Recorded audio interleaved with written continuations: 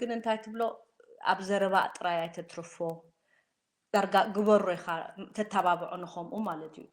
ውዒሉ ሓዲሩ ከዓ ፈፂምዎ ማለት እዩ ስለዚ እቲ ወዲ 14 ቆልዓ ማለት እዩ ሕጂ ኣብ ከምዚ ብዙሕ ግዜ እንድሕር ዝኾነ ነገር ኣብ ኮምፒውተር ዝገብሩ ብሕልፊ እንድሕር ፅምዋ ካብ ሰብ ከዓ ክረሕቑ ጀሚሮም ኣገዳሲኡ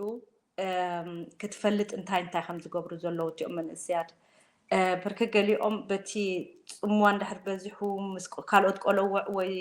ምሳኻ ከመን ብዙሕ ርክብ እንድሕር ዘይብሎም ናብ ዲፕሬሽን ኣድሂቡ ማለት እዩ ዲፕሬሽን ሒዝዎ ነይሩ ማለት እዩ ስለዚ እቲኦም ስድራ ቤቱ ሕጂ ነቲ ፀወታ ኣዘ ነቲ ጌሚንግ ፕላትፎርም እቲ ፕላትፎርም character.ai ትበሃል